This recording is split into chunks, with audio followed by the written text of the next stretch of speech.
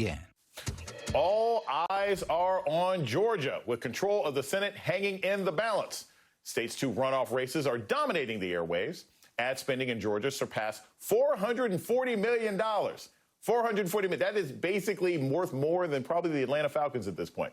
Since the election started alone, and Republicans in the state have made their strategy clear. Attack Raphael Warnock. Warnock hit back with an ad of his own just a couple weeks ago.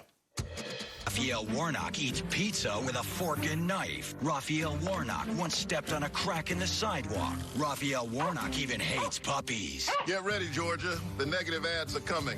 Kelly Loeffler doesn't want to talk about why she's for getting rid of health care in the middle of a pandemic, so she's going to try and scare you with lies about me. I'm Raphael Warnock, and I approve this message because I'm staying focused on what Washington could do for you. And by the way, I love puppies. He loves puppies, everybody. Joining us now to break down which ads are actually breaking through, Marcus Farrell, a political strategist and former director of African American outreach for Bernie Sanders, and Dr. Christina Greer, an associate professor of political science at Fordham University. I'm going to start with you, Dr. Greer. So I wanted to begin with that ad of Warnock, where he's sitting there and he's hugging the puppy and he's cutting his pizza, which I just thought was a terrible thing. But it brought to mind a strategy that African-American men in particular have often had to use when they're running statewide, especially in southern states. I want to show you this other ad and get your thoughts about this and how it connects to Warnock's on the other side. Hey, me again, Michael Steele. Soon your TV will be jammed with negative ads from the Washington crowd. Grainy pictures and spooky music saying Steele hates puppies. And worse. For the record, I love puppies. And I think you deserve better. Some real ideas for change, like a ban on all gifts from lobbyists to congressmen, and no last-minute amendments for pork barrel spending. That's a start, because Washington can't fix our problems until we fix theirs.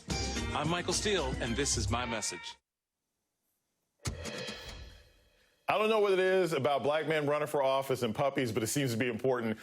What's the message here, Dr. Greer? What is it that African-American candidates often have to do when they're running statewide, and how do we see it in these two ads? Well, I mean, Jason, they have to operate on multiple levels because there is no state in the union that has a majority African-American population. And we have a very small history. We've had 0 black female governors in the history of our country. We've only had 2 black female senators elected. We've had 2 black male governors elected. Some were appointed. But I'm talking about electoral politics and just a handful of black men who've been elected statewide as senators. So we know that there's a mental block for many white voters to think of black people in an executive role.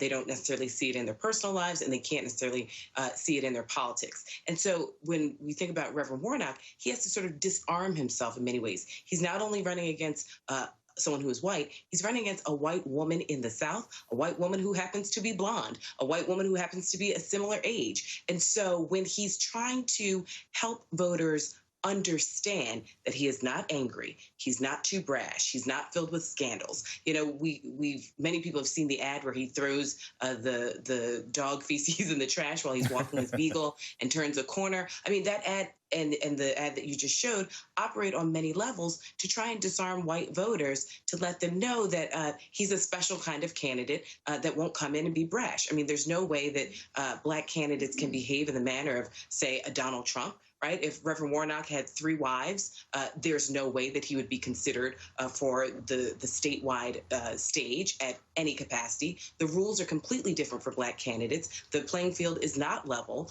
And so when you have these ads and these tropes of black male masculinity and aggressiveness, we see when people are running statewide, they have to actually run on the opposite end of that. And we saw, look at Barack Obama, no drama Obama, and just everything's nice and smooth the entire time. And, you know, until we can get past that sort of politics of respectability, we know that we're nowhere near equal in the electoral space. So, Marcus, we've gone from talking about how to make black men as safe and accessible as possible to talking to you about what this is actually looking like in Georgia. You're on the ground. Are these ads being discussed? Are these ads really being shared around? Are people talking about them in Georgia? Or is this just something that's being talked about on the national stage and people down there in the state are really just concerned about getting out to vote? No, ground game will always beat television ads, no matter what you do. The organizations that are down here putting in the work are going to be the reason that Warnock and Ossoff win. And I'm also a little bit afraid that we might be sacrificing black voters to appeal to moderate white voters. And let me tell you why.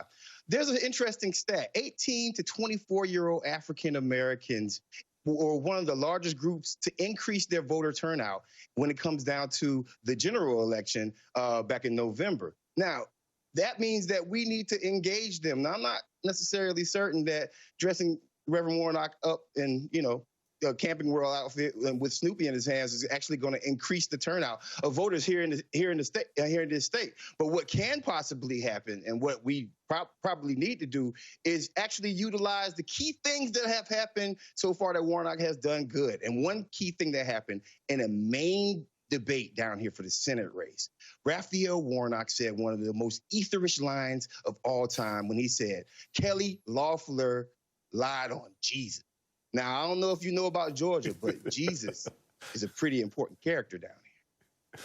That is true. That is true. And you're right. If you're talking about expanding and exciting the base, maybe sort of a fisherman's jacket is not going to be as effective as something that would connect more with the community. Maybe instead of a beagle, you get a pit bull or something like that. Dr. Greer, when you're looking at sort of ad history as usual, $440 million have been spent in a runoff election. Is there real political science that shows that ads will really change turnout? Are they actually going to affect turnout? Or is it, as Marcus says, all of this is just going to blow over everybody's heads and the ads are just ways for consultants to make money? Right. I think the latter is probably a little bit more of the truth, Jason. And, unless it's sort of a sort of explosive ad. And we know if you go to livingroomcandidate.org, which is a site that we use in our courses quite a bit, that has historic ads, every now and again, there's a huge ad. We saw what happened to Harold Ford in Tennessee many years ago. There was an attack ad at the very last minute that implied that he had been at the Playboy Mansion. An ad like that, yes, can change the course of a race.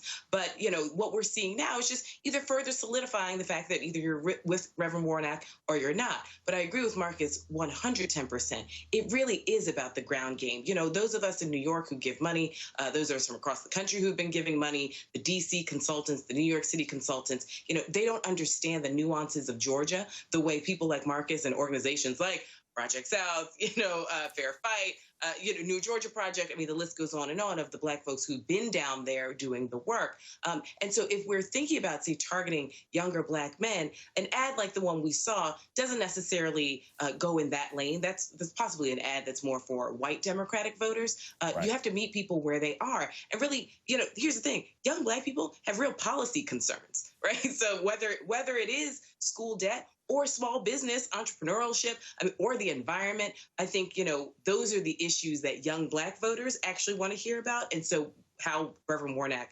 articulates that vision and mission to them is actually the lane to success and not necessarily major TV ads. Much as I love seeing all these ads, I have to admit, and I'm especially convinced hearing this from both of you, if you took that $440 million and gave about half of that to organizers on the ground, you would see turnout numbers that are significantly more important than anything that an ad will get you. Marcus Farrell and Dr. Christina Greer, thank you guys so much for your evening. Thank you, man. Up next, the people we've lost to COVID are more than a number. Each one is someone's child, someone's family, someone's friend. Next, I'll talk to someone who's made it a mission to tell their stories.